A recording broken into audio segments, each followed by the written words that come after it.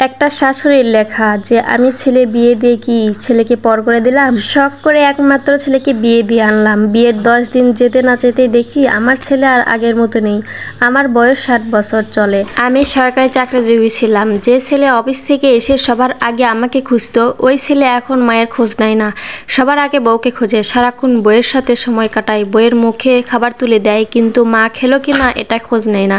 বিয়ের আগে রেস্টুরেন্টে খেতে গেলে আগে মা এবং বোনকে নিয়ে যেত, বলতো মা বন্ধুদের নিয়ে যেতে ভালো লাগে না, তোমরা চলো।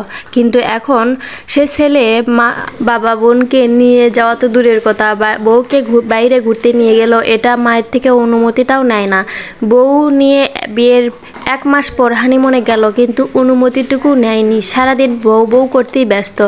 ছেলেকে তো আমি পেটে ধরেছি, ছেলের ভালো মন্দ নিশ্চয় বউয়ের থেকে আমি ভালো বেশি বুঝি। কিন্তু না, সব কিছুতে এখন বউ ভালো বোঝে। বউ পেয়ে এখন মাকে অপমান করে। আমার ছেলে কখনো বেগুন খেত না, বেগুন রান্না করলে রাগারাগি করতো, খাবার খেত না।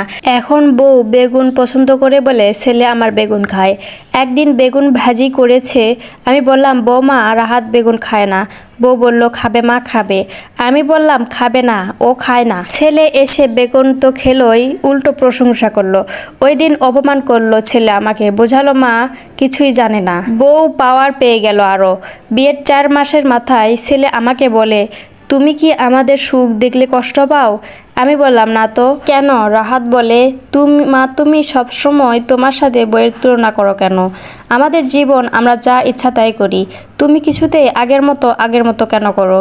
আমি কি ছোট মানুষ? আমরা ঘুরতে গেলে তোমার অনুমতি নিতে হবে, আমি কি খাবো সেটাও তোমার থেকে অনুমতি নিতে হবে, বউ কি রান্না করবে সেটাও তোমার থেকে অনুমতি নিতে হবে। সংসার কি ওর না? এরপর ছেলে আমার বউ নিয়ে আলাদা হয়ে গেছে, আলাদা বাসা নিয়েছে। আমি কি করেছি আপনারা বলুন তো? আমি তো মা, আমি কি ছেলের ক্ষতি চাইছি বা চাই? ছেলের বউয়েরা বিয়ে করে এসে মায়ের থেকে ছেলের আলাদা করে। এটা একটা লেখা ছিল একটা মায়ের আর্তনাদ। তো আমি কি বলবো? আমি এই লেখাটা পড়লাম আর অনেক চিন্তা করলাম। আর আপনারা এই গল্পটা পড়ার পর আপনারা একটা করে মতামত জানাবেন যে তার মা ঠিক ছিল না তার ছেলের বউ বা ছেলে ঠিক ছিল।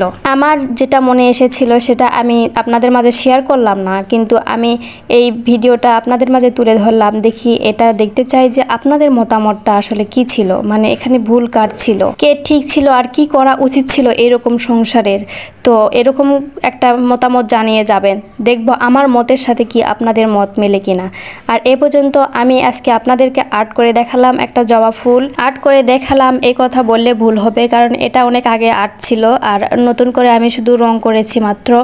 এটা অনেক আগেই আর্ট। তো যদি ভিডিওটা ভালো লাগে অবশ্যই কিন্তু একটা শেয়ার করে দেবেন। আর এভাবে আমার ভিডিও দেখার জন্য সবাইকে অসংখ্য ধন্যবাদ। আল্লাহ হাফেজ।